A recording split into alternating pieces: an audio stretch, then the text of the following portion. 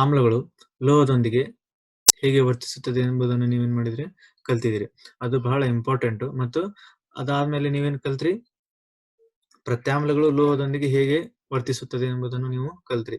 ಆಮ್ಲ ಮತ್ತು ಲೋಹ ಸೇರಿದ್ರೆ ಏನಾಗ್ತದೆ, ಅದು ಲವಣ ಮತ್ತು ಹೈಡ್ರೋಜನ್ ಸಿಗುತ್ತದೆ. ಪ್ರತ್ಯಾಮ್ಲ ಮತ್ತು ಲೋಹ ಸೇರಿದ್ರು ಏನಾಗುತ್ತದೆ, ಲವಣ ಮತ್ತು ಹೈಡ್ರೋಜನ್ ಸಿಗುತ್ತದೆ. ಆದ್ರೆ ಇಲ್ಲಿ ಒಂದು ಹೊಸ ರಾಸಾಯನಿಕ ಕ್ರಿಯೆ ಇದೆ, ಅದು ಏನದು, ಆಮ್ಲ ಮತ್ತು ಪ್ರತ್ಯಾಮ್ಲಗಳ ಪರಸ್ಪರ ವರ್ತನೆ. ಅದನ್ನ ನೀವು ಸಾಮಾನ್ಯವಾಗಿ ಇದನ್ನ ನಾವು ಏನಂತ ಕರಿತೀವಿ, ತಟಸ್ಥೀಕರಣ ಅಂತ ಕರಿತೀವಿ. ಆಮ್ಲಗಳು ಮತ್ತು ಪ್ರತ್ಯಾಮ್ಲಗಳು ಪರಸ್ಪರ ವರ್ತಿಸಿದರೆ ಅಂತ ರಾಸಾಯನಿಕ ಕ್ರಿಯೆಗೆ ನಾವೇನಂತ ಕರಿತೀವಿ, ತಟಸ್ಥೀಕರಣ ಎಂದು ಕರೆಯುತ್ತೇವೆ. ಈಗ ತಟಸ್ಥೀಕರಣ ಎಂದರೇನು, ಉದಾಹರಣೆಯೊಂದಿಗೆ ವಿವರಿಸಿ ಅಂತ ನಿಮ್ಗೆ ಏನ್ ಮಾಡಬಹುದು, ಕ್ವಶನ್ಸ್ ಅನ್ನ ಕೇಳಬಹುದು. ತಟಸ್ಥೀಕರಣ ಎಂದರೆ ಆಮ್ಲಗಳು ಮತ್ತು ಪ್ರತ್ಯಾಮ್ಲಗಳು ಪರಸ್ಪರ ವರ್ತಿಸಿ ಲವಣ ಮತ್ತು ನೀರನ್ನ ಉತ್ಪನ್ನಗಳಾಗಿ ಕೊಟ್ಟರೆ ಅಂತ ರಾಸಾಯನಿಕ ಕ್ರಿಯೆಗೆ ತಟಸ್ಥೀಕರಣ ಎಂದು ಕರೆಯುತ್ತೇವೆ. ಇನ್ನೊಮ್ಮೆ ಸರಿಯಾಗಿ ಕೇಳ್ರಿ. ಆಮ್ಲಗಳು ಮತ್ತು ಪ್ರತ್ಯಾಮ್ಲಗಳು ಪರಸ್ಪರ ವರ್ತಿಸಿ ಲವಣ ಮತ್ತು ನೀರನ್ನ ಉತ್ಪನ್ನಗಳಾಗಿ ಕೊಟ್ಟರೆ ಅಂತ ರಾಸಾಯನಿಕ ಕ್ರಿಯೆಗೆ ತಟಸ್ಥೀಕರಣ ಎಂದು ಕರೆಯುತ್ತೇವೆ. ಇಲ್ಲಿ ಈ ರಾಸಾಯನಿಕ ಕ್ರಿಯೆಯಲ್ಲಿ ಅಂದ್ರೆ ಈ ತಟಸ್ಥೀಕರಣದಲ್ಲಿ ಏನಾಗುತ್ತೆ, ಆಮ್ಲ ಏನಾಗಿರ್ಬೋದು, HCl ಆಗಿರ್ಬೋದು, H2SO4 ಆಗಿರ್ಬೋದು, HNO3 ಮೂರಲ್ಲಿ ಯಾವ್ದಾದ್ರೂ ಆಗಿರ್ಬೋದು. ಆಮ್ಲ ಯಾರ ಜೊತೆ ಸೇರಿಸುತ್ತೆ, ಪ್ರತ್ಯಾಮ್ಲ. ಇಲ್ಲಿ ಪ್ರತ್ಯಾಮ್ಲದಲ್ಲಿ ನೀವು ಯಾವ್ದಾದ್ರು ತಗೋಬಹುದು, ಸೋಡಿಯಂ ಹೈಡ್ರಾಕ್ಸೈಡ್ ತಗೋಬಹುದು, ಮ್ಯಾಗ್ನೀಷಿಯಂ ಹೈಡ್ರಾಕ್ಸೈಡ್ ತಗೋಬಹುದು, ಅಲ್ಯೂಮಿನಿಯಂ ಹೈಡ್ರಾಕ್ಸೈಡ್ ತಗೋಬಹುದು. ಇಲ್ಲಿ ಆಮ್ಲವು ಪ್ರತ್ಯಾಮ್ಲದೊಂದಿಗೆ ಸೇರಿ ಏನಾಗ್ತದೆ, ಇಲ್ಲಿ ಲವಣ ಮತ್ತೆ ನೀರನ್ನ ಉತ್ಪನ್ನಗಳಾಗಿ ಕೊಡುತ್ತದೆ. ಉದಾಹರಣೆಗೆ ಆಮ್ಲ ಅಂದ್ರೆ HCl, ಪ್ರತ್ಯಾಮ್ಲ ಅಂದ್ರೆ NaOH, ಸೋಡಿಯಂ ಹೈಡ್ರಾಕ್ಸೈಡ್. ನಿಮಗೆ ನಾನು ಉದಾಹರಣೆ ಕೊಟ್ಟಿದ್ದೇನೆ. ಆಮ್ಲಕ್ಕೆ ಹೈಡ್ರೋಕ್ಲೋರಿಕ್ ಆಮ್ಲ, ಪ್ರತ್ಯಾಮ್ಲಕ್ಕೆ ಸೋಡಿಯಂ ಹೈಡ್ರಾಕ್ಸೈಡ್. ಅದೇ ರೀತಿ ನಾವೇನ್ ಮಾಡೋಣ, ಇಲ್ಲಿ ಆಮ್ಲವನ್ನ H2SO4 ಆಮ್ಲ ತಗೋಣ, ಪ್ರತ್ಯಾಮ್ಲವನ್ನ ಮ್ಯಾಗ್ನೀಷಿಯಂ ಹೈಡ್ರಾಕ್ಸೈಡ್ ತಗೋಣ. ನೀವು ಯಾವ್ದಾದ್ರು ಒಂದ್ ಎಕ್ಸಾಂಪಲ್ ಬರಬೇಕು. ಇದು ಜಸ್ಟ್ ನಿಮ್ ಪ್ರಾಕ್ಟೀಸ್ಗೋಸ್ಕರ ನಾವು ಕೊಡ್ತಿರೋದು. ಆಮ್ಲ ಒಂದು HCl ತಗೊಂಡು, ಒಂದು H2SO4 ತಗೊಂಡು, ಇನ್ನೊಂದು HNO3. ನೋಡ್ರಿ, HCl ಅಂದ್ರೆ ಹೈಡ್ರೋಕ್ಲೋರಿಕ್ ಆಮ್ಲ, H2SO4 ಅಂದ್ರೆ ಸಲ್ಫೂರಿಕ್ ಆಮ್ಲ, HNO3 ಅಂದ್ರೆ ನೈಟ್ರಿಕ್ ಆಮ್ಲ. ಇದ್ರ ಜೊತೆ ಏನ್ ಮಾಡೋಣ, ನಾವು ಕ್ಯಾಲ್ಸಿಯಂ ಹೈಡ್ರಾಕ್ಸೈಡ್ ಎಂಬ ಪ್ರತ್ಯಾಮ್ಲವನ್ನ ಏನ್ ಮಾಡೋಣ, ಸೇರಿಸೋಣ. ಇಲ್ಲಿ ಲವಣ ಮತ್ತು ನೀರು ಹೇಗೆ ಉತ್ಪಾದನೆ ಆಗುತ್ತೆ ಇಲ್ಲಿ ನೋಡ್ಬೇಕು ನಾವು. ಇಲ್ಲಿ ಏನಾಗ್ತದೆ ಅಂದ್ರೆ, ಇಲ್ಲಿ ಯಾವ ರಾಸಾಯನಿಕ ಕ್ರಿಯೆ ಆಗ್ತದೆ ಅಂದ್ರೆ ದ್ವಿಸ್ಥಾನಪಲ್ಲಟ ರಾಸಾಯನಿಕ ಕ್ರಿಯೆ.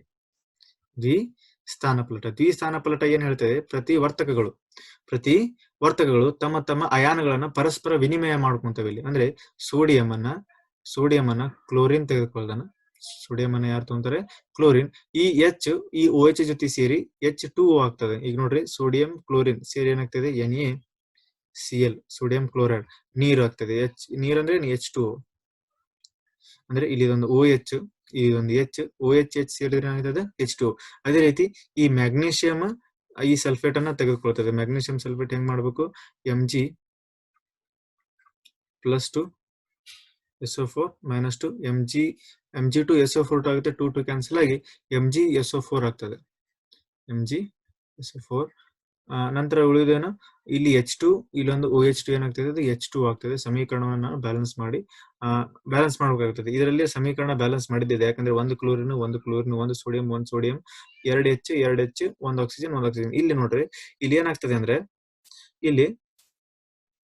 ಇಲ್ಲಿ ಸಮೀಕರಣ, ಇಲ್ಲಿ ಆಕ್ಸಿಜನ್ 2 ಇವೆ, ಹೌದಾ, ಇಲ್ಲಿ ಆಕ್ಸಿಜನ್ 1 ಇದೆ. ಆದ್ರಿಂದ ನಾ ಏನ್ ಮಾಡ್ಬೇಕು, ಇಲ್ಲಿ ನೋಡ್ರಿ, ಇಲ್ಲಿ SO4 1, ಹೌದಾ. ಇಲ್ಲಿ O2 ಇದೆ, ಅದ್ರಲ್ಲಿ O1 ಇದೆ, ಅದನ್ನ ಏನ್ ಮಾಡ್ತೀನಿ, O2 ಮಾಡ್ತೀನಿ. ಇಲ್ಲಿ O2 ಆದ್ರಿಂದ ಹೈಡ್ರೋಜನ್ 4 ಆದ ಅಂತ ನಾ ಏನ್ ಮಾಡ್ತೀನಿ, ಇಲ್ಲಿ ಏನ್ ಮಾಡ್ತೀನಿ, ಹೈಡ್ರೋಜನ್ 4 ಆದ. ಇಲ್ಲಿ ಏನಾಗ್ತದೆ, ಸಮೀಕರಣ ಬ್ಯಾಲೆನ್ಸ್ ಮಾಡ್ಬೇಕಲ್ಲ. ಸಮೀಕರಣ ಬ್ಯಾಲೆನ್ಸ್ ಮಾಡುವಾಗ ಇಲ್ಲಿ H2, ಇಲ್ಲಿ H4, ಆಕ್ಸಿಜನ್ 2 ಇದೆ. ಆಕ್ಸಿಜನ್ ಅನ್ನ ಬ್ಯಾಲೆನ್ಸ್ ಮಾಡ್ಬೇಕು. ಅಂದ್ರೆ ಆಕ್ಸಿಜನ್ ಅನ್ನ ಬ್ಯಾಲೆನ್ಸ್ ಮಾಡೋದನ್ನ ಇಲ್ಲಿ ಬೇರೆ ಒಂದು ಸ್ಲೈಡ್ ಅಲ್ಲಿ ನಾವೇನ್ ಮಾಡೋದು, ನಿಮಗೆ ಬ್ಯಾಲೆನ್ಸ್ ಮಾಡಿ ತೋರಿಸ್ತೀವಿ. ಯಾಕಂದ್ರೆ ಇದರಲ್ಲಿ ಏನಾಗುತ್ತೆ, ಅದು ಇಲ್ಲಿ ಕಡಿಮೆ ಜಾಗ ಇದೆ. ಅದರಿಂದ ನಾವಿಲ್ಲಿ ಇನ್ನೊಮ್ಮೆ ಇಲ್ಲಿ ಮಾಡ್ತೀನಿ, ಇಲ್ಲಿ ಬ್ಯಾಲೆನ್ಸ್ ಮಾಡೋಣ ಅಂತ. ಇಲ್ಲಿ ಈ ಕ್ಯಾಲ್ಸಿಯಂ ನೈಟ್ರೇಟ್ ಅನ್ನ ತಗೊಂಡು ಏನಾಗ್ತದೆ, ಅದು Ca ಕ್ಯಾಲ್ಸಿಯಂ ನೈಟ್ರೇಟ್ ಆಗುತ್ತೆ. ಅಂದ್ರೆ Ca+2 NO3 -1, Ca+2 NO3 minus ಏನಾಗುತ್ತೆ CA1 NO3 2 NO3 2 plus H2. ಇಲ್ಲಿ ನಾನು ನಿಮ್ಗೆ ಏನ್ ಮಾಡ್ತೀನಿ, ಇದನ್ನ ಸಮೀಕರಣ ಇನ್ನೊಂದರಲ್ಲಿ ಈ ಎರಡನೇ ಎಕ್ಸಾಂಪಲ್ ಇದೆಯಲ್ಲ, ಇದನ್ನ ಬೇರೆ ಕಡೆ ಬರೋದು ನಿಮ್ಗೆ ಏನ್ ಮಾಡ್ತೀನಿ, ಸರಿಯಾಗಿ ಏನ್ ಮಾಡ್ತೀನಿ, ಸರಿಯಾದ ವಿಧಾನದಲ್ಲಿ ಬ್ಯಾಲೆನ್ಸ್ ಮಾಡ್ತೀನಿ. ಅದರಲ್ಲಿ ಏನಾಗುತ್ತೆ, ನಿಮ್ಗೆ ಸರಿಯಾಗಿ ಏನಾಗಲ್ಲ, ಅರ್ಥ ಆಗೋದಿಲ್ಲ. ನೆಕ್ಸ್ಟ್ ನೋಡ್ರಿ, ಆಮ್ಲ ಮತ್ತು ಪ್ರತ್ಯಾಮ್ಲದಲ್ಲಿ ಏನಾಗ್ತಿದೆ, ಕಂಟಿನ್ಯೂಸ್ ಆಗಿ ಏನ್ ಕೊಡ್ತಿದೆ, ಇಲ್ಲಿ ಲವಣ ಕೊಡ್ತದೆ, ಮತ್ತೆ ಏನ್ ಕೊಡ್ತದೆ, ಮತ್ತೆ ನೀರ್ ಕೊಡ್ತಾ ಇದೆ. ಅಂದ್ರೆ ಇದು ಆಮ್ಲಗಳಿಗೆ ಪ್ರತ್ಯಾಮ್ಲಗಳನ್ನ ಸೇರಿಸಿದಾಗ, ಆಮ್ಲ ಮತ್ತು ಪ್ರತ್ಯಾಮ್ಲಗಳು ಸೇರಿ ಏನಾಗ್ತವೆ, ಇಲ್ಲಿ ಲವಣ ಮತ್ತು ನೀರನ್ನ ಉತ್ಪನ್ನಗಳಾಗಿ ಕೊಡುತ್ತಿದ್ದಾರೆ. ಅಂತ ರಾಸಾಯನಿಕ ಕ್ರಿಯೆಗೆ ತಟಸ್ಥೀಕರಣ ಎಂದು ಕರೆಯುತ್ತೇವೆ. ತಟಸ್ಥೀಕರಣ ಎಂದು ಏನ್ ಮಾಡ್ತೇವೆ, ಇಲ್ಲಿ ಕರಿತೇವೆ. ಈ ರೀತಿಯಾದ ನೀವು ಇದು 3 ಮಾರ್ಕ್ಸ್ ನೀವೇನ್ ಮಾಡ್ಬೇಕು, ಬಹಳ ಇಂಪಾರ್ಟೆಂಟ್. ಇದನ್ನ ಸರಿಯಾಗಿ ನೀವು ಡೆಫಿನಿಷನ್ ಮತ್ತೆ ಎಕ್ಸಾಂಪಲ್ಸ್ ಅನ್ನ ನೆನ್ಪಿಡ್ಬೇಕು. ಡೆಫಿನಿಷನ್ ಬರೋದು ಈ ರೀತಿಯ ಸಾಮಾನ್ಯವಾಗಿ ಬರೋದು, ಅದನ್ನ ಒಂದು ಎಕ್ಸಾಂಪಲ್ ಬರೋದು, ಅದನ್ನ ವಿವರಣೆ ಕೊಡ್ಬೇಕು. ನಂತರ ಬರೋದು pH ಸ್ಕೇಲ್. ನಂತರ ಬರೋದೇನು, pH ಸ್ಕೇಲ್. ಈಗ ಉದಾಹರಣೆ ನಾವು 2 ರೀತಿಯ ಆಮ್ಲ ತೆಗೆದುಕೊಳ್ಳೋಣ. ಒಂದು ಸಿಟ್ರಿಕ್ ಆಮ್ಲ, ಇನ್ನೊಂದು ಹೈಡ್ರೋಕ್ಲೋರಿಕ್ ಆಮ್ಲ. ಒಂದು ಸಿಟ್ರಿಕ್ ಆಮ್ಲ, ಇನ್ನೊಂದು ಹೈಡ್ರೋಕ್ಲೋರಿಕ್ ಆಮ್ಲ. ಇಲ್ಲಿ ನಿಮಗೆ ಇದು ಸಾಮಾನ್ಯವಾಗಿ ಸಿಟ್ರಿಕ್ ಆಮ್ಲ ಒಂದು ದುರ್ಬಲ ಆಮ್ಲ. ಇದು ಸಿಟ್ರಿಕ್ ಆಮ್ಲ ಏನಿದು, ಒಂದು ದುರ್ಬಲ ಆಮ್ಲ. ಹೈಡ್ರೋಕ್ಲೋರಿಕ್ ಆಮ್ಲ ಏನಿದು, ಪ್ರಬಲ ಆಮ್ಲ. ಹೈಡ್ರೋಕ್ಲೋರಿಕ್ ಆಮ್ಲ ಏನಿದು, ಪ್ರಬಲ ಆಮ್ಲ. ಇದು ಹೇಗೆ ಮಾಡ್ತೀವಿ, ಹೇಗೆ ಕಂಡುಹಿಡಿತೀರಿ ನೀವು? ಹೈಡ್ರೋಕ್ಲೋರಿಕ್ ಆಮ್ಲವನ್ನು ನಾವು ಸರಿಯಾಗಿ ನಮ್ಮ ಸ್ಪರ್ಶ ಮಾಡೋಕೆ ಸಾಧ್ಯ ಇಲ್ಲ. ಹೈಡ್ರೋಕ್ಲೋರಿಕ್ ಆಮ್ಲ ನಾವು ಸ್ಪರ್ಶ ಮಾಡಿ ಅಂದ್ರೆ ಇದೇನಾಗಿದೆ, ನಮ್ಮ ಕೈ ಸುಟ್ಟು ಹೋಗುವ ಸಾಧ್ಯತೆ ಇರುತ್ತೆ. ಆದ್ರೆ ಸಿಟ್ರಿಕ್ ಆಮ್ಲ ಆ ರೀತಿ ಇರುವುದಿಲ್ಲ. ಅಂದ್ರೆ ಇದು ಸಾಮಾನ್ಯವಾಗಿ ನಾವೇನ್ ಮಾಡಬಹುದು, ಮುಟ್ಟಬಹುದು, ಸೇವಿಸಬಹುದು. ಆದ್ರೆ ಇಲ್ಲಿ ಇದು, ಆದ್ದರಿಂದ ಇದು ಪ್ರಬಲ, ಇದೇನಿದು ದುರ್ಬಲ. ಈಗ ನಾವು ಪ್ರಬಲ ಮತ್ತು ದುರ್ಬಲ ಹೇಗೆ ಕಂಡುಹಿಡಿತೇವೆ ಅಂದ್ರೆ, ಇದರಲ್ಲಿ ಇದು ಆ ಪ್ರಬಲ ಮತ್ತು ದುರ್ಬಲತೆಯ ಗುಣ ಎದರ ಮೇಲೆ ಆಧಾರಿತವಾಗಿರ್ತೈತೆ ಅಂದ್ರೆ, ಇದರಲ್ಲಿ H+ ಅಯಾನುಗಳ ಸಾರತೆ ಮೇಲೆ ಡಿಪೆಂಡ್ ಇರ್ತದೆ. H+ ಅಯಾನುಗಳ ಸಾರತೆ. ಇದರಲ್ಲೂ ಪ್ರಬಲತೆ ದುರ್ಬಲತೆ ಎದರ ಮೇಲೆ ಡಿಪೆಂಡ್ ಇರ್ತೈತಿ, H+ ಅಯಾನುಗಳ ಸಾರತೆ. ಇದರ ಅರ್ಥ ಏನು, ಈ ಹೈಡ್ರೋಕ್ಲೋರಿಕ್ ಆಮ್ಲದಲ್ಲಿ H+ ಅಯಾನುಗಳ ಸಾರತೆ ಹೆಚ್ಚಿರ್ತದೆ, ಆದ್ದರಿಂದ ಇದು ಪ್ರಬಲ ಆಮ್ಲ. ಸಿಟ್ರಿಕ್ ಆಮ್ಲ ಏನಿದು, ಇದರಲ್ಲಿ H+ ಅಯಾನುಗಳ ಸಾರತೆ ಏನಿರ್ತದೆ, ಕಡಿಮೆ ಇರ್ತದೆ, ಆದ್ದರಿಂದ ಇದು ದುರ್ಬಲ ಆಮ್ಲ. ಎಷ್ಟು H+ ಅಯಾನುಗಳು ಬಿಡುಗಡೆ ಮಾಡ್ತಿದೆ ಅಷ್ಟು ಪ್ರಬಲ, ಎಷ್ಟು H+ ಅಯಾನುಗಳನ್ನು ಕಡಿಮೆ ಬಿಡುಗಡೆ ಮಾಡ್ತಿದೆ ಅಷ್ಟೇನಿದು ದುರ್ಬಲ ಆಮ್ಲ. ಈ ರೀತಿಯಾಗಿ ನಾವೇನ್ ಮಾಡ್ತೀವಿ, ಯಾವುದು ಆಮ್ಲ ಪ್ರಬಲನೋ ಅಥವಾ ದುರ್ಬಲನೋ, ಈ ರೀತಿಯಾಗಿ ಆಯಾ H+ ಅಯಾನುಗಳ ಸಾರತೆ ಮೇಲೆ ನಾವೇನ್ ಮಾಡ್ತೀವಿ, ಇಲ್ಲಿ ನಾವು ಕಂಡುಹಿಡ್ತೀವಿ. ಅದೇ ರೀತಿ ಪ್ರತ್ಯಾಮ್ಲದೊಳಗೂ ಅದೇ ರೀತಿ ಆಗುತ್ತದೆ. ಪ್ರತ್ಯಾಮ್ಲ ಈಗ ಅತ್ಯಂತ ಒಳ್ಳೆಯ ಪ್ರತ್ಯಾಮ್ಲ ಅಂದ್ರೆ, ಅತ್ಯಂತ ಪ್ರಬಲ ಪ್ರತ್ಯಾಮ್ಲ ಅಂದ್ರೆ ಅದರಲ್ಲಿ OH- ಗಳ ಅಯಾನು ಹೆಚ್ಚಿದ್ದರೆ ಅದು ಅತ್ಯಂತ ಪ್ರಬಲ ಪ್ರತ್ಯಾಮ್ಲ. ಅದರಲ್ಲಿ OH- ಗಳ ಸಾರತೆ ಏನಾದ್ರೂ ಕಡಿಮೆ ಇತ್ತಂದ್ರೆ ಅದು ಅತ್ಯಂತ ದುರ್ಬಲ ಪ್ರತ್ಯಾಮ್ಲ. ಈ ರೀತಿಯಾಗಿ ನಾವೇನ್ ಮಾಡ್ತೀವಿ, ಆಮ್ಲತೆಯಲ್ಲಿ ಮತ್ತು ಪ್ರತ್ಯಾಮ್ಲತೆಯಲ್ಲಿ ಪ್ರಬಲತೆ ಮತ್ತು ದುರ್ಬಲತೆಯನ್ನ ನಾವೇನ್ ಮಾಡ್ತೀವಿ, ಕಂಡುಹಿಡಿತೀವಿ. ಇದನ್ನ ಸರಿಯಾಗಿ ನಾವೇನ್ ಮಾಡ್ಬೇಕು, ಕಂಡುಹಿಡಿಬೇಕಂತ ಒಂದು ಸೂಚಕಗಳನ್ನ ನಾವು ಬಳಸ್ತೀವಿ. ಆ ಸೂಚಕಕ್ಕೆ ನಾವೇನ್ ಹೇಳ್ತೀವಿ, pH ಸ್ಕೇಲ್ ಅಂತ ಕರಿತೀವಿ. ಈ pH ಸ್ಕೇಲು, ಈ ಸ್ಕೇಲ್ ನಿಂದ ನಾವೇನ್ ಮಾಡಬಹುದು, ಆಮ್ಲದ ಮತ್ತು ಪ್ರತ್ಯಾಮ್ಲದ ಅಲ್ಲಿ ನಾವು ಅದರ ಸಾರತೆಯನ್ನ ನಾವು ಏನ್ ಮಾಡಬಹುದು, ಕಂಡುಹಿಡಿಬಹುದು. ಸಾಮಾನ್ಯವಾಗಿ ಈ ಸ್ಕೇಲ್ ನಲ್ಲಿ ನೀವು ಸಾಮಾನ್ಯವಾಗಿ ನಿಮ್ಮ ಸ್ಕೇಲ್ ನೋಡಿರ್ತೀರ, ಅದರಲ್ಲಿ ಅಳತೆಗಳಿರ್ತಾವೆ. ಅದೇ ರೀತಿ ಈ pH ಸ್ಕೇಲ್ ನಲ್ಲಿ, ಈಗ ನಿಮ್ಮ ಸ್ಕೇಲ್ ನಲ್ಲಿ ನೀವು ಬಳಸುವಂತ ಸ್ಕೇಲ್ ನಲ್ಲಿ ಅದು 0 ಪ್ರಾರಂಭಗೊಂಡು ಎಷ್ಟು 15 ಅಂದ್ರೆ ಈ ಸೆಂಟಿಮೀಟರ್ ನಲ್ಲಿ ಇರ್ತದೆ, 0 15. ಈ ಸ್ಕೇಲ್ ನಲ್ಲಿ ಏನಾಗ್ತದೆ ಅಂದ್ರೆ 0 ಪ್ರಾರಂಭಗೊಂಡು ಇದು ಏನಾಗುತ್ತೆ, 14ಕ್ಕೆ ಕೊನೆಗೊಳ್ಳುತ್ತದೆ. ಈ pH ಸ್ಕೇಲು ಇದು ಎದಕ್ಕೆ ಬಳಸ್ತೇವೆ, pH ಸ್ಕೇಲ್ ಆಮ್ಲ ಮತ್ತು ಪ್ರತ್ಯಾಮ್ಲದ ಪ್ರಬಲತೆ ಮತ್ತು ದುರ್ಬಲತೆಯನ್ನ ಅಥವಾ ಅದರಲ್ಲಿರೋ H+ ಮತ್ತು OH- ಸಾರತೆಯನ್ನ ಕಂಡುಹಿಡಿಯಲು ನಾವು pH ಸ್ಕೇಲ್ ಅನ್ನ ಬಳಸುತ್ತೇವೆ. ಈ pH ಸ್ಕೇಲು ಸಾಮಾನ್ಯವಾಗಿ 0 14ರವರೆಗೆ ರೀಡಿಂಗ್ಸ್ ಅನ್ನ ಏನಾಗಿರ್ತದೆ, ಹೊಂದಿರ್ತದೆ. 0 14 ಇರ್ತವೆ. ಇದರಲ್ಲಿ ಈಗ ಏನಾಗ್ತದೆ ಅಂದ್ರೆ, ಇಲ್ಲಿ ಮಿಡಲ್ ಇದರೊಳಗೆ 0 ಮತ್ತು ಈ ಸ್ಕೇಲ್ ನಡುವೆ ಮೊದಲು ಏನ್ ಬರ್ತದೆ, 7 ಬರ್ತದೆ. 0 ಮತ್ತು 14 ನಡುವೆ ಏನ್ ಬರ್ತದೆ, 7. ಇಲ್ಲಿ ಇದರ ಅರ್ಥ ಏನಂದ್ರೆ, ಈಗ 7 ಯಾವುದೇ ಒಂದು ನೀವು ರಾಸಾಯನಿಕ ವಸ್ತುವಿನ pH ಅನ್ನ ಚೆಕ್ ಮಾಡಿದಾಗ ಅದು ಏನಾದ್ರೂ 7ಕ್ಕೆ ನೀವು ಅದು ಸೂಚನೆ ಕೊಡ್ತಂದ್ರೆ ಅದು ಅದರ ಅರ್ಥ ಏನು, ಅದು ತಟಸ್ಥ ಅಂತ. ತಟಸ್ಥ ಅಂದ್ರೆ ಇತ್ತ ಆಮ್ಲನೂ ಅದಾಗಿರೋಲ್ಲ, ಇತ್ತ ಪ್ರತ್ಯಾಮ್ಲನೂ ಆಗಿರೋಲ್ಲ. ಅಂದ್ರೆ ಅದ್ರಾಗ H+ ಅಯಾನುಗಳು ಇರುವುದಿಲ್ಲ, OH- ಅಯಾನುಗಳು ಇರುವುದಿಲ್ಲ. ಅಂತ ವಸ್ತುಗಳಿಗೆ ಆ pH ಸ್ಕೇಲ್ ಏನನ್ನ ತೋರಿಸುತ್ತದೆ, ಅದು 7ಕ್ಕೆ ತೋರಿಸ್ತದೆ. ಅಂದ್ರೆ ಅದು ಸೂಚನೆ ಏನ್ ಮಾಡ್ತದೆ, 7ಅನ್ನ ತೋರಿಸ್ತದೆ. pH ವ್ಯಾಲ್ಯೂ ಎಷ್ಟು ತೋರಿಸ್ತದೆ, ಅದ್ರದ್ದು 7. ಈಗ ಒಂದು ವೇಳೆ ಈಗ ಅದು pH ಕೆಳಗೆ ಬಂತಂದ್ರೆ ಅದ್ರ ವ್ಯಾಲ್ಯೂ, ಯಾವುದೇ ಒಂದು ರಾಸಾಯನಿಕ ವಸ್ತು ಇದೆ ಅದು 7ಕ್ಕಿಂತ ಕಡಿಮೆ ಇದೆ ಅದ್ರ pH ವ್ಯಾಲ್ಯೂ, ಫಾರ್ ಎಕ್ಸಾಂಪಲ್ ಅದು 6 ಆಗಿರ್ಬೋದು, ಅಥವಾ 5 ಆಗಿರ್ಬೋದು, ಅಥವಾ 4 ಆಗಿರ್ಬೋದು, ಅಥವಾ 3 ಆಗಿರ್ಬೋದು. ಈ ರೀತಿಯ pH ವ್ಯಾಲ್ಯೂಗಳಿದ್ದರೆ ಅದು ಏನಾಗ್ತದೆ, ಅದು ಈ ರೀತಿ ಹೋದಂತೆಲ್ಲ ಆದ್ರೆ ಆಮ್ಲೀಯ ಗುಣ ಏನಾಗ್ತದೆ ಹೆಚ್ಚಾಗುತ್ತದೆ. ಆಮ್ಲೀಯ ಗುಣ ಹೆಚ್ಚಾಗುತ್ತೆ ಅಂದ್ರೆ ಏನು, ಅದರಲ್ಲಿ H+ ಅಯಾನುಗಳ ಸಾರತೆ ಏನಾಗುತ್ತದೆ ಹೆಚ್ಚಾಗುತ್ತದೆ. ಈಗ ನಾವು 6 ಮತ್ತು 5ಕ್ಕೆ ಕಂಪೇರ್ ಮಾಡಿದ್ರೆ, ಈಗ ಒಂದು ರಾಸಾಯನಿಕ ವಸ್ತು 6 ಇದೆ, ಅದರ pH ವ್ಯಾಲ್ಯೂ ಎಷ್ಟಿದೆ 6 ಇದೆ. ಇನ್ನೊಂದು ರಾಸಾಯನಿಕ ವಸ್ತು ಎಷ್ಟಿದೆ, pH ವ್ಯಾಲ್ಯೂ ಎಷ್ಟಿದೆ 5 ಇದೆ. ಇದರ ಅರ್ಥ ಏನು, ಈ pH ವ್ಯಾಲ್ಯೂ 6 ಇರುವಂತ ವಸ್ತುವಿನಲ್ಲಿ ಈಗ H+ ಅಯಾನುಗಳ ಸಾರತೆಯನ್ನು ಕಂಪೇರ್ ಮಾಡಿದ್ರೆ, ಈ pH ವ್ಯಾಲ್ಯೂ 5 ಇರ್ತದಲ್ಲ, ಇದರಲ್ಲಿ H+ ಅಯಾನುಗಳ ಸಾರತೆ ಏನಿರ್ತದೆ ಹೆಚ್ಚಿರ್ತದೆ. ಇಲ್ಲಿ ನೀವು ಹಿಂದೆ ಹೋದಂತೆಲ್ಲ ಇದು ಅತ್ಯಂತ ಪ್ರಬಲ ಆಮ್ಲದ ಗುಣಗಳನ್ನ ಏನ್ ಮಾಡ್ತೈತಿ ಇಲ್ಲಿ ತೋರಿಸ್ತೈತಿ. ಹೆಂಗೆ ನಾವು ಹಿಂದೆ ಹೋದಂತೆಲ್ಲ 2, 1 ಹೋದಂತೆಲ್ಲ ಇಲ್ಲಿ ಪ್ರಬಲ ಆಮ್ಲಗಳು. ಇಲ್ಲಿ ಈಗ ನಾವು ಪ್ರಬಲ ಆಮ್ಲ ಹೋಗ್ತದೆ. ಈಗ ಮಿಡಲ್ ಬಂದಂದ್ರೆ 7ಕ್ಕೆ ಬಂದಂದ್ರೆ ಅದೇನದು ತಟಸ್ಥ ಪೂರ. ಇದು ಆಮ್ಲನೂ ಅಲ್ಲ, ಇತ್ತಿಗೆ ಆಮ್ಲ ಅಲ್ಲ, ಅಂದ್ರೆ ಪ್ರತ್ಯಾಮ್ಲನೂ ಅಲ್ಲ. ಈ ಕಡೆ ಹೋದಂತೆಲ್ಲ ಏನಾಗುತ್ತೆ, ಆಮ್ಲೀಯ ಗುಣ ಏನಾಗುತ್ತೆ ಕಡಿಮೆ ಆಗುವಂತ ಹೋಗುತ್ತೆ. ಈ ಕಡೆ ಹೋದಂತೆಲ್ಲ ಎಡಗಡೆ ಹೋದಂತೆಲ್ಲ ಆಮ್ಲೀಯ ಗುಣ ಏನಾಗುತ್ತೆ ಹೆಚ್ಚಾಗುವಂತ. ಮಿಡಲ್ ತಟಸ್ಥ ಇರ್ತದೆ. ಇಲ್ಲಿ ಮುಂದೆ 7 ಮತ್ತೆ 8, 9 ಅಪ್ ಟು ಇಲ್ಲಿ ತನ 14 ತನ ಹೋದಂತೆಲ್ಲ ನಾವು ಇಲ್ಲಿ ಪ್ರತ್ಯಾಮ್ಲೀಯ ಗುಣ ಏನಾಗುತ್ತದೆ ಹೆಚ್ಚಾಗ್ತದೆ. ಇಲ್ಲಿ ಫಾರ್ ಎಕ್ಸಾಂಪಲ್ ಒಂದು ಯಾವುದೇ ಒಂದು ರಾಸಾಯನಿಕ ವಸ್ತು ಇದೆ, ಅದ್ರ pH ವ್ಯಾಲ್ಯೂ 14 ಅಂದ್ರೆ ಅದು ಅತ್ಯಂತ ಪ್ರಬಲ ಪ್ರತ್ಯಾಮ್ಲ. ಈಗ ಯಾವುದೇ ಒಂದು ಇದೆ ಇಲ್ಲಿ ಅದರಲ್ಲಿ ಆಮ್ಲೀಯ ಗುಣಗಳ ಇದು ಎಷ್ಟಿದೆ 1 ಇದೆ. ಅಂದ್ರೆ ಇದರ ಅರ್ಥ ಏನು, 1 ಅಂದ್ರೆ ಇದು ಅತ್ಯಂತ ಪ್ರಬಲ ಆಮ್ಲ. ಇದು ಅತ್ಯಂತ ಏನಿದು ಪ್ರಬಲ ಆಮ್ಲ. ಈ ರೀತಿಯಾಗಿ ನಾವೇನ್ ಮಾಡ್ತೇವೆ, ಈ pH ಸ್ಕೇಲ್ ನ ಸಹಾಯದಿಂದ ಯಾವ್ದು ಆಮ್ಲ, ಯಾವ್ದು ಪ್ರತ್ಯಾಮ್ಲ, ಯಾವ್ದು ಹೆಚ್ಚಿನ ಪ್ರಬಲ ಆಮ್ಲ, ಯಾವ್ದು ದುರ್ಬಲ ಆಮ್ಲ, ಈ ರೀತಿಯಾಗಿ ನಾವು pH ಸ್ಕೇಲ್ ನ ಸಹಾಯದಿಂದ ಏನ್ ಮಾಡ್ತೇವೆ, ನಾವು ಕಂಡುಹಿಡಿತೀವಿ.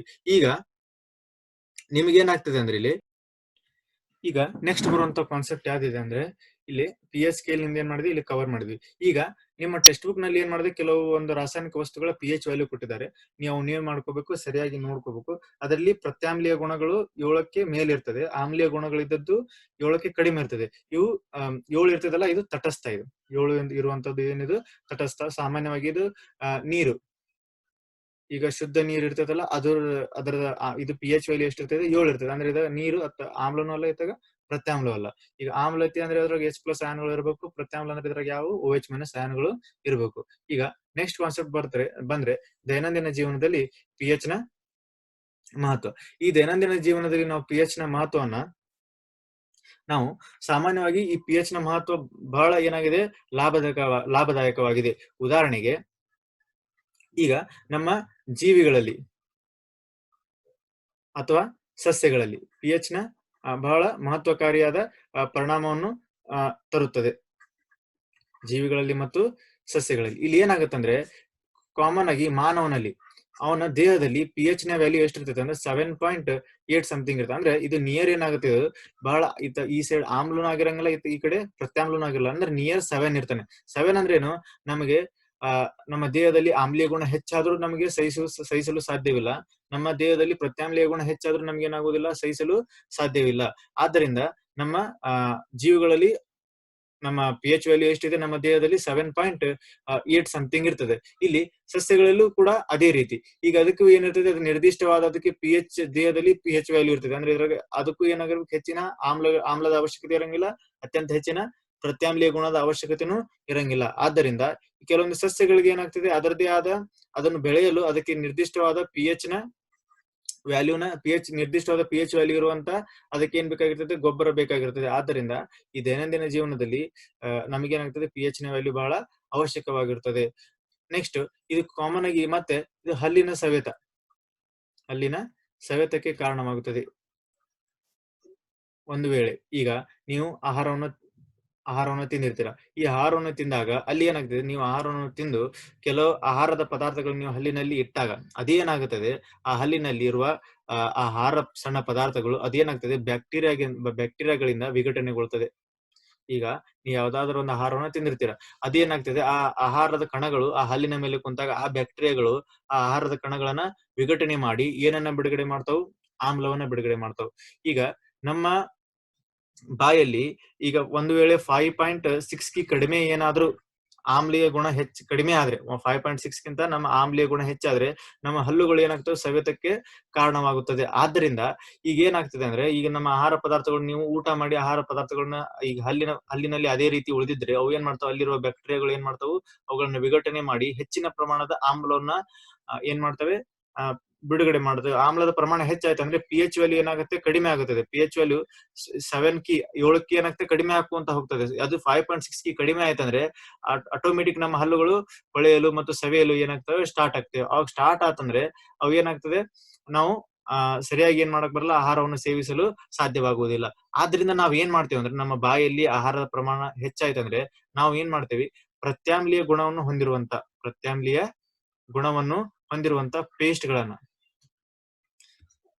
ಗಳನ್ನ ಯೂಸ್ ಮಾಡಿ ನಾವೇನ್ ಮಾಡ್ತೇವೆ, ನಾವು ಹಲ್ಲನ್ನ ಉಜ್ಜಬೇಕಾಗುತ್ತದೆ. ಇಲ್ಲಿ ಏನಾಗ್ತದೆ ಅಂದ್ರೆ, ಆ ಆಮ್ಲಕ್ಕೆ, ನಮ್ಮ ಹಲ್ಲಿನಲ್ಲಿರುವ ಆಮ್ಲಕ್ಕೆ ಈ ಪ್ರತ್ಯಾಮ್ಲೀಯ ಸೇರಿ ಅಲ್ಲಿ ಏನಾಗ್ತದೆ, ಅಲ್ಲಿ ತಟಸ್ಥೀಕರಣ ಆಗ್ತದೆ. ನೀವು ತಟಸ್ಥೀಕರಣ ಕಲ್ತಿರ, ಆಮ್ಲವು ಪ್ರತ್ಯಾಮ್ಲದೊಂದಿಗೆ ಸೇರಿ ಅಲ್ಲಿ ಏನಾಗ್ತದೆ, ಲವಣ ಮತ್ತು ನೀರನ್ನ ಕೊಡ್ತದೆ. ಈ ರೀತಿ ಏನಾಗ್ತದೆ ಅಂದ್ರೆ, ಅಲ್ಲಿ ನಾವು ಪ್ರತ್ಯಾಮ್ಲೀಯ ಗುಣಗಳನ್ನು ಹೊಂದಿರುವಂತ ಪೇಸ್ಟ್ ಗಳನ್ನ ನಾವು ಯೂಸ್ ಮಾಡಿದ್ರೆ ಅಲ್ಲಿ ಏನಾಗುತ್ತೆ, ನಮ್ಮ ಹಲ್ಲಿನಲ್ಲಿರುವ ಇದು ಆಮ್ಲೀಯ ಗುಣ ಏನಾಗ್ತದೆ, ಕಡಿಮೆ ಆಗಿ ಹಲ್ಲಿನ ಸವೆತ ಏನಾಗ್ತದೆ, ಕಡಿಮೆ ಆಗುತ್ತದೆ. ಈ ರೀತಿಯಾಗಿ ನಾವೇನ್ ಮಾಡಬಹುದು, ನಮ್ಮ ದೈನಂದಿನ ಜೀವನದಲ್ಲಿ pH ನ ಮಹತ್ವ ನೋಡು. ಮೊದಲನೇದೇನಿದೆ, ಜೀವಿಗಳಲ್ಲಿ ಮತ್ತು ಸಸ್ಯಗಳಲ್ಲಿ. ಜೀವಿಗಳಲ್ಲಿ ನಮ್ಮ ಮಾನವನಲ್ಲಿ ನಿರ್ದಿಷ್ಟವಾಗಿ 7.8 ನಷ್ಟು pH ವ್ಯಾಲ್ಯೂ ಇದೆ. ಇದಕ್ಕೆ ನಮ್ಗೆ ಹೆಚ್ಚಾದ್ರೂ ಮಾನವನಿಗೆ ಸಹಿಸಲು ಸಾಧ್ಯವಿಲ್ಲ, ಕಡಿಮೆ ಆದರೂ ಸಹಿಸಲು ಸಾಧ್ಯವಿಲ್ಲ. ಸಸ್ಯಗಳಲ್ಲೂ ಅದಕ್ಕೆ ಆದ ನಿರ್ದಿಷ್ಟವಾದ pH ವ್ಯಾಲ್ಯೂ ಇದ್ರೆ ಮಾತ್ರ ಏನಾಗೋದು, ಬೆಳೆಯಲು ಸಾಧ್ಯ. ನೆಕ್ಸ್ಟ್, ಹಲ್ಲಿನ ಸವೆತ. ಈಗ ನಮ್ಮ ಹಲ್ಲಿನಲ್ಲಿ ನಮ್ಮ ಆಹಾರ ಪದಾರ್ಥಗಳು ಏನಾಗುತ್ತವೆ, ಬ್ಯಾಕ್ಟೀರಿಯಾಗಳಿಂದ ವಿಘಟನೆಗೊಂಡು ಆಮ್ಲೀಯ ಪ್ರಮಾಣ ಹೆಚ್ಚಾದಾಗ ಅದು 5.6 ಗೆ ಕಡಿಮೆ ಆಯ್ತಂದ್ರೆ ಅಲ್ಲಿ ಏನಾಗುತ್ತೆ, ನಮ್ಮ ಹಲ್ಲಿನ ಸವೆತ ಏನಾಗುತ್ತದೆ, ಪ್ರಾರಂಭವಾಗುತ್ತದೆ. ಹಲ್ಲಿನ ಸವೆತ ನಾವು ತಡಿಬೇಕಂದ್ರೆ ನಾವು ಊಟ ಮಾಡಿದ ತಕ್ಷಣ ಏನ್ ಮಾಡ್ಬೇಕು, ಪ್ರತ್ಯಾಮ್ಲೀಯ ಗುಣವನ್ನು ಹೊಂದಿರುವಂತಹ ಪೇಸ್ಟ್ ಗಳನ್ನ ಬಳಸಿ ನಾವು ಹಲ್ಲನ್ನ ಸ್ವಚ್ಛಗೊಳಿಸಬೇಕು. ಆದ್ದರಿಂದ ಅದೇನಾಗ್ತದೆ, ತಟಸ್ಥಗೊಳ್ತದೆ. ಅಲ್ಲಿ ನಮ್ಮ ದೇಹದಲ್ಲಿರುವ ನಮ್ಮ ಬಾಯಲ್ಲಿರುವ ಆಮ್ಲದ ಗುಣಗಳು ಏನಾಗ್ತಾವು, ತಟಸ್ಥಗೊಳ್ತಾವು. ಹಲ್ಲಿನ ಸವೆತ ಏನಾಗ್ತಾವು, ಕಡಿಮೆ ಆಗ್ತಾವು. ಮೂರನೇದು, ನೀವೇನ್ ಮಾಡ್ರಿ, ಜೇನು ಹುಳುಗಳನ್ನ ಕಡಿಸ್ಕೊಂಡ್ರೆ ನಿಮ್ಗೆ ಏನಾಗ್ತದೆ, ಉರಿ ಊತ ಆಗುತ್ತದೆ. ಏಕಂದ್ರೆ ಈಗ ಜೇನು ಹುಳಗಳಿರ್ತಾವ, ಆ ಜೇನುಗಳು ತಮ್ಮ ಕೊಂಡಿಗಳನ್ನ ದೇಹದಲ್ಲಿ ಚುಚ್ಚಿದಾಗ, ಆ ಜೇನು ಹುಳಗಳು ತಮ್ಮ ಕೊಂಡಿಗಳನ್ನ ಏನ್ ಮಾಡಿದಾಗ, ಚುಚ್ಚಿದಾಗ ಅದರಲ್ಲಿ ಏನಾಗ್ತದೆ, ಆಮ್ಲಗಳು ಏನ್ ಮಾಡ್ತದೆ, ನಮ್ಮ ದೇಹದಲ್ಲಿ ಬಿಡುತ್ತವೆ. ಆಮ್ಲಗಳು ಏನ್ ಮಾಡ್ತಾವು, ನಮ್ಮ ದೇಹದಲ್ಲಿ ಬಿಡ್ತಾವೆ. ಆ ಪ್ರಬಲ ಆಮ್ಲಗಳು ನಮ್ಮ ದೇಹದಲ್ಲಿ ಹೋತಂದ್ರೆ ನಮ್ಮ ದೇಹದಲ್ಲಿನ ಏನಾಗುತ್ತೆ, ಆಮ್ಲೀಯ ಗುಣ ಏನಾಗ್ತದೆ, ಹೆಚ್ಚಾಗುತ್ತೆ. ಯಾಕಂದ್ರೆ ನಮ್ಮ ದೇಹ 7.8 ಗೆ ಕಡಿಮೆ ಇರುವ ಆಮ್ಲತೆಯನ್ನು ತಡೆದುಕೊಳ್ಳಲು ಸಾಧ್ಯ ಇಲ್ಲ. ಈಗ ಜೇನು ಹುಳುಗಳು ಕಡದು ಅಂದ್ರೆ ಅವು ಏನ್ ಮಾಡ್ತಾವು, ನಮ್ಮ ದೇಹದಲ್ಲಿ ಆಮ್ಲಗಳನ್ನ ಇಂಜೆಕ್ಟ್ ಮಾಡಕ್ ಏನ್ ಮಾಡ್ತಾವು, ಸ್ಟಾರ್ಟ್ ಮಾಡ್ತಾವು. ಅವು ಇಂಜೆಕ್ಟ್ ಮಾಡೋದು ಸ್ಟಾರ್ಟ್ ಮಾಡ್ತಂದ್ರೆ ನಮ್ಮ ದೇಹ ಉರಿಯಲು ಪ್ರಾರಂಭಿಸ್ತದೆ. ಇದು ಪ್ರಾರಂಭಿಸ್ತಾ ಇದೆ, ಅದಕ್ಕೆ ನಾವ್ ಏನ್ ಮಾಡ್ಬೇಕು, ನಾವು ಕೆಲವು ಗಿಡಗಳನ್ನ, ಪ್ರತ್ಯಾಮ್ಲೀಯ ಗುಣಗಳನ್ನು ಹೊಂದಿರುವ ಗಿಡಗಳನ್ನ ನಾವು ಬಳಸ್ತೀವಿ. ಉದಾಹರಣೆ, ತುರ್ಕೆ ಗಿಡ. ಈ ತುರ್ಕಿ ಗಿಡ, ಇದರಲ್ಲಿ ಏನಿದೆ, ಪ್ರತ್ಯಾಮ್ಲೀಯ ಅಂಶವನ್ನು ಹೊಂದಿರ್ತದೆ. ಇದನ್ನು ಬಳಸೋದ್ರಿಂದ ಏನಾಗ್ತದೆ ಅಂದ್ರೆ ಅಲ್ಲಿ ಆಮ್ಲವು, ಈ ತುರ್ಕೆ ಗಿಡದಲ್ಲಿರುವ ಪ್ರತ್ಯಾಮ್ಲವು ಸೇರಿ ಏನಾಗ್ತದೆ, ಅಲ್ಲಿ ತಟಸ್ಥವಾಗಿ ಅಲ್ಲಿ ಏನಾಗುತ್ತೆ, ನಮ್ಮ ಚರ್ಮದ ಉರಿಯೂತ ಏನಾಗುತ್ತದೆ, ಕಡಿಮೆ ಆಗುತ್ತದೆ. ಇದು ದೈನಂದಿನ ಜೀವನದಲ್ಲಿ pH ನ ಮಹತ್ವದ ಮೂರನೇ ಅಂಶ. ಮೊದಲನೇ ಅಂಶ, ಜೀವಿಗಳಲ್ಲಿ ಮತ್ತು ಸಸ್ಯಗಳಲ್ಲಿ pH ನ ಮಹತ್ವ ಮತ್ತು ಹಲ್ಲಿನ ಸವೆತಕ್ಕೆ ಕಾರಣವಾಗುವ pH ನ ಮಹತ್ವ. ನೆಕ್ಸ್ಟ್, ಜೇನುಹುಳಕ್ಕೆ ನಾವೇನ್ ಬಳಸ್ತೀವಿ, ತುರ್ಕೆ ಗಿಡವನ್ನ ಬಳಸ್ತೀವಿ. ನೆಕ್ಸ್ಟ್ ಬರುವಂತಹ ಕಾನ್ಸೆಪ್ಟ್, ಈ ದೈನಂದಿನ ಜೀವನದಲ್ಲಿ pH ನ ಮಹತ್ವ, ಜೀರ್ಣಾಂಗ ವ್ಯೂಹ. ಇಲ್ಲೂ ಬಹಳ ಏನಾಗುತ್ತೆ, pH ನ ಮಹತ್ವ ಬಹಳ ಹೆಚ್ಚಿನದು. ಜೀರ್ಣಾಂಗ ವ್ಯೂಹ ಇಲ್ಲಿ ಏನಾಗ್ತದೆ ಅಂದ್ರೆ, ಒಂದು ವೇಳೆ ನಾವು ಜೀರ್ಣ ಮಾಡುವಾಗ ಏನ್ ಮಾಡ್ತದೆ, ನಮ್ಮ ಮೆದೋಜೀರಕಾಂಗ HCl ಅಂದ್ರೆ ಹೈಡ್ರೋಕ್ಲೋರಿಕ್ ಆಮ್ಲವನ್ನ ಬಿಡುಗಡೆ ಮಾಡ್ತದೆ. ಹೈಡ್ರೋಕ್ಲೋರಿಕ್ ಆಮ್ಲವನ್ನು ಏಕೆ ಬಿಡುಗಡೆ ಮಾಡ್ತದೆ, ಇದು ಏನ್ ಮಾಡ್ತದೆ, ಈ ಆಮ್ಲ ನಮ್ಮ ದೇಹದಲ್ಲಿನ ಆಹಾರವನ್ನು ಜೀರ್ಣಗೊಳಿಸಲು ಏನ್ ಮಾಡ್ತದೆ, ಸಹಕಾರಿಯಾಗುತ್ತದೆ. ಇದು ಒಳ್ಳೆಯದು. ಒಂದು ವೇಳೆ ಈಗ ನೀವು ಸೇವಿಸಿದಂತ ಆಹಾರ ಜೀರ್ಣವಾಗಲಿಲ್ಲ ಅಂದ್ರೆ ಇದು ಅಗತ್ಯಕ್ಕಿಂತ ಹೆಚ್ಚಿನ ಪ್ರಮಾಣದಲ್ಲಿ ಬಿಡುಗಡೆ ಆಗುತ್ತದೆ. ಯಾವುದು, HCl, ಹೈಡ್ರೋಕ್ಲೋರಿಕ್ ಆಮ್ಲ. ಇದು ಅತ್ಯಂತ ಪ್ರಬಲ ಆಮ್ಲ. ಆದ್ರೂ ನಮ್ಮ ದೇಹಕ್ಕೆ ಯಾವುದೇ ಹಾನಿ ಆಗದಂತೆ ಇದೇನಾಗುತ್ತೆ, ನಮ್ಮ ದೇಹದಲ್ಲಿ ಜೀರ್ಣಕ್ರಿಯೆ ಮಾಡ್ತದೆ. ಒಂದು ವೇಳೆ ನೀವು ಸೇವಿಸಿದ ಆಹಾರ ಜೀರ್ಣವಾಗಲಿಲ್ಲವೆಂದರೆ ಅದೇನಾಗುತ್ತೆ, ಅತ್ಯಂತ ಹೆಚ್ಚಿನ ಪ್ರಮಾಣದ ಹೈಡ್ರೋಕ್ಲೋರಿಕ್ ಆಮ್ಲ ಬಿಡುಗಡೆ ಆಗುತ್ತದೆ. ಅತ್ಯಂತ ಹೆಚ್ಚಿನ ಪ್ರಮಾಣದ ಹೈಡ್ರೋಕ್ಲೋರಿಕ್ ಆಮ್ಲ ಬಿಡುಗಡೆ ಆದರೆ ನಮ್ಮ ದೇಹದಲ್ಲಿ ಏನಾಗ್ತದೆ, ಆ ಆಮ್ಲೀಯ ಗುಣ ಏನಾಗುತ್ತದೆ, ಹೆಚ್ಚಾಗ್ತದೆ. ಆಮ್ಲೀಯ ಗುಣ ಹೆಚ್ಚಾತಂದ್ರೆ ಅದೇನಾಗುತ್ತೆ, ನಿಮಗೆ ಏನಾಗ್ತದೆ, ಉರಿಯೂತ ಸ್ಟಾರ್ಟ್ ಆಗ್ತದೆ. ಒಮ್ಮಕ್ಲೆ ಹೊಟ್ಟೆ ಏನಾಗ್ತದೆ, ನೋಯಲ್ಲಿ ಏನಾಗ್ತದೆ, ಸ್ಟಾರ್ಟ್ ಆಗ್ತದೆ. ಇದನ್ನ ತಡಿಬೇಕಂದ್ರೆ ನಾವೇನ್ ಮಾಡ್ತೇವಿ, ನೀವು ಪ್ರತ್ಯಾಮ್ಲೀಯ ಗುಣಗಳನ್ನು ಹೊಂದಿರುವಂತ ಆಂಟಿಸಿಡ್ಸ್ ಗಳನ್ನ ನೀವೇನ್ ಮಾಡ್ತೀರಿ, ಫಾರ್ ಎಕ್ಸಾಂಪಲ್ ಈನೋ ಪೌಡರ್ಸ್ ಅನ್ನ ಅಥವಾ ಪಾನೀಯಗಳನ್ನ, ಪ್ರತ್ಯಾಮ್ಲೀಯ ಗುಣಗಳನ್ನು ಹೊಂದಿರುವ ಪಾನೀಯಗಳನ್ನ ನೀವೇನ್ ಮಾಡ್ತೀರಿ, ಕುಡಿತೀರಿ. ಇದರಿಂದ ಏನಾಗ್ತದೆ, ಪ್ರತ್ಯಾಮ್ಲವು ಸೇರಿಸಿದಂತೆ ಇಲ್ಲೂ ಏನಾಗುತ್ತೆ, ಆಮ್ಲಕ್ಕೆ ಪ್ರತ್ಯಾಮ್ಲ ಸೇರಿ ಇಲ್ಲೂ ಏನಾಗುತ್ತೆ, ತಟಸ್ಥೀಕರಣ ಆಗುತ್ತದೆ. ತಟಸ್ಥೀಕರಣ ಅಂದ್ರೆ ಲವಣ ಮತ್ತು ನೀರುಗಳು ಏನಾಗ್ತವೆ, ಇಲ್ಲಿ ಉಂಟಾಗ್ತವೆ. ಇಲ್ಲಿ ನಮಗೆ ಹೊಟ್ಟೆಯಲ್ಲಿ ಆಮ್ಲೀಯ ಪ್ರಮಾಣ ಏನಾಗ್ತದೆ, ಕಡಿಮೆ ಆಗ್ತದೆ. ಜೀರ್ಣಾಂಗ ವ್ಯೂಹದಲ್ಲೂ pH ನ ಮಹತ್ವ ಅತ್ಯಂತ ಹೆಚ್ಚಿನ ಉಳ್ಳದ್ದು. ನೆಕ್ಸ್ಟ್, 5ನೇದು, ಇದರಲ್ಲಿ ಕೃಷಿ ಕೃಷಿ ರಂಗದಲ್ಲೂ ನಾವೇನ್ ಮಾಡ್ತೀವಿ, ಇದ್ರಲ್ಲಿ ಏನ್ ಮಾಡ್ತೀವಿ, pH ನ ಮಹತ್ವ ಅತ್ಯಂತ ಹೆಚ್ಚಿನ ಉಳಿದುದು. ಕೃಷಿದಲ್ಲಿ ಏನಾಗ್ತದೆ ಅಂದ್ರೆ, ಇಲ್ಲಿ ಸಾಮಾನ್ಯವಾಗಿ ಹೊಲಗಳಲ್ಲಿ ಈ ಯಾವ್ದಾದ್ರು ಒಂದು ನಿರ್ದಿಷ್ಟವಾದ ನಾವು ಸಸ್ಯಗಳನ್ನ ಬೆಳೆಗಳನ್ನ ಬೆಳಿಬೇಕಂದ್ರೆ ಆಯಾ ಹೊಲಕ್ಕೆ ಆ ಬೆಳೆಗಳಿಗೆ ಸಂಬಂಧಿಸಿದ pH ವ್ಯಾಲ್ಯೂನ ಅಂಶ ಆ ಭೂಮಿಗೆ ಇರಬೇಕು. ಅಂದ್ರೆ ಮಾತ್ರ ಅದು ಸರಿಯಾಗಿ ಏನ್ ಮಾಡ್ತಾವ, ಅಲ್ಲಿ ಬೆಳೆಗಳು ಏನ್ ಮಾಡ್ತಾವು, ಬೆಳಿತಾವು. ಇಲ್ಲಾಂದ್ರೆ ಅಲ್ಲಿ ಬೆಳೆಯಲು ಸಾಧ್ಯ ಇಲ್ಲ. ಆದ್ದರಿಂದ ನಾವೇನ್ ಮಾಡ್ತೀವಿ, ನಿರ್ದಿಷ್ಟ ಪ್ರಮಾಣದ ಗೊಬ್ಬರವನ್ನ, ಈ pH ನ ವ್ಯಾಲ್ಯೂಗೆ ಸಂಬಂಧಿಸಿದಂತೆ ಗೊಬ್ಬರವನ್ನ, ಪೌಷ್ಟಿಕಾಂಶಗಳನ್ನ ನಾವೇನ್ ಮಾಡ್ತೀವಿ, ಹೊಲಕ್ಕೆ ಏನ್ ಮಾಡ್ತೇವೆ, ಇಲ್ಲಿ ಸಿಂಪಡಿಸುತ್ತೇವೆ. ಇದು ದೈನಂದಿನ ಜೀವನದಲ್ಲಿ pH ನ ಮಹತ್ವ. ನೆಕ್ಸ್ಟ್ ಬರೋದು ಲವಣಗಳು. ಈ ಲವಣಗಳನ್ನ ನಾವೇನ್ ಮಾಡ್ಬೇಕು, ಈ ಕಲಿಬೇಕಂದ್ರೆ ಮುಂದಿನ ಭಾಗದಲ್ಲಿ ನಾವು ಲವಣಗಳನ್ನ ಏನ್ ಮಾಡೋಣ, ಕಲಿಯೋಣ ಅಂತ.